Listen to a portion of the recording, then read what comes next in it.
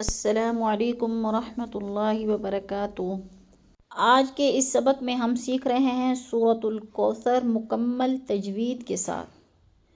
پہلے متصل ملا کر پڑھیں گے، پھر ہر لفظ کو مفرد یعنی الگ پڑھیں گے تجوید کے ساتھ، اور اس میں مشکل حروف دیکھیں گے کہ کون سے لفظ پر کون سا قاعدہ ہے۔ سب سے پہلے انا اعطیناک الکوثر، اکثر مسٹیک کیا کر جاتے ہیں اکثر لوگ اس میں آتینا یعنی تائے نا یعنی الٹا لفظ کو پڑھ جانا، مجہول پڑھ جانا، تو اس کو ہم درست کرنے کی کوشش کریں گے انشاءاللہ۔ دوسرے نمبر پر ہے ونحر، اصل میں ہا ہے اور ون پہ کیا ہوتا ہے ادھر غنہ کر جاتے ہیں اکثر لوگ، ونحر، تو یہ اس طرح بھی مسٹیک ہو جاتی ہے، اس کو بھی ہم انشاءاللہ سیکھیں گے اس لفظ کو۔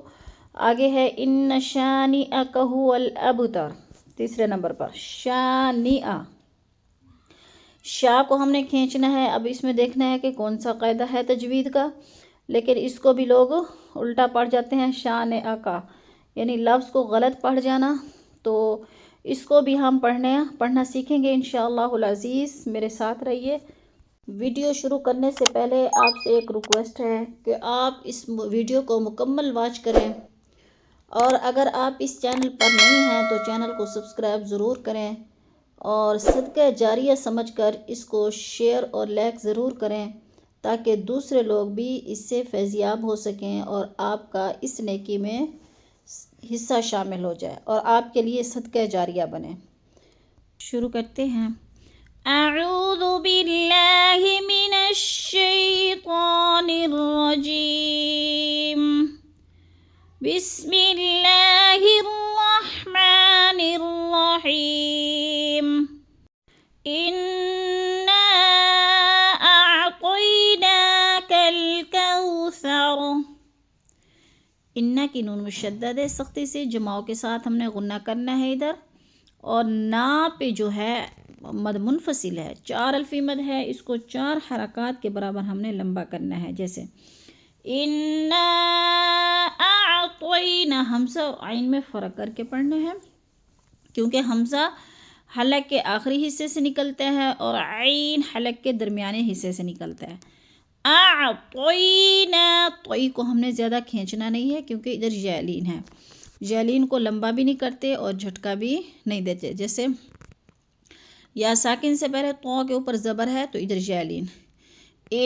اب ادائیگی کرتے ہیں اس کی، انا اعطیناک الکوثر، کل کاف کو لامس کے ساتھ ہم نے جوڑنا ہے، الف خالی نہیں پڑھا جائے گا، الف لکھنے میں آتا ہے پڑھنے میں نہیں آتا، اس لیے کہ اس کے اوپر کوئی حرکت نہیں ہے۔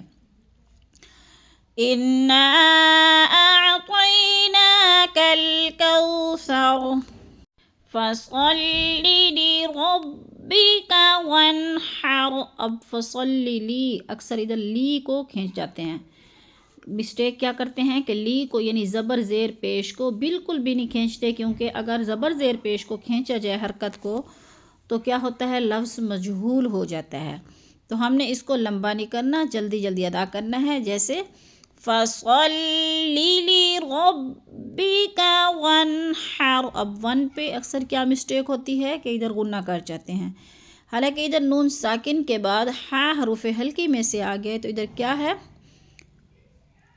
اظہار ہو رہا ہے۔ حروف ہلکی کل کتنے ہیں؟ 6 ہیں، حمزہ، ہا، عین، ہا، غین، خا، تو ان کی نشانی کیا ہے؟ نون ساکن یا تنوین کے بعد اگر ان حروف ہلکی 6 میں سے کوئی لفظ آ جائے تو ادھر کیا ہوگا؟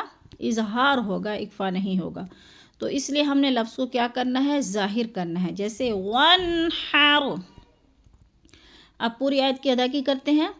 فصل لربک وانحر ان شانئک ھو الابتر۔ انا کی نون مشدد ہے، سختی سے جماؤں کے ساتھ ہم نے پڑھنا ہے، اور اس کو لمبا بھی نہیں کرنا، اس کے اوپر زبر ہے، جیسے ان۔ اب شانئہ، شا کو تھوڑا سا ہم نے کھینچنا ہے، ادھر الف مدہ ہے، الف خالی سے پہلے شین کے اوپر زبر ہے تو ادھر الف مدہ، الف مدہ کو کتنا کھینچنا ہے؟ 1 سے 2 الف کے برابر۔ ان شانئک هو الابتر۔ اب پہ جو ہے ہم نے قلقلہ کرنا ہے، حروف قلقلہ میں سے ہے، حروف قلقلہ کل 5 ہیں، قاف، طا، با، جیم، دال۔ تو یہ جہاں پہ بھی آئیں اور ساکن ہو حروف قلقلہ 5 میں سے، تو ادھر کیا کریں گے، لفظ کو ہلا کر پڑھیں گے، یعنی جنبش دیں گے، جیسے ابتر۔ اب پوری آیت کی ادائیگی کرتے ہیں۔ ان شانئک هو الابتر۔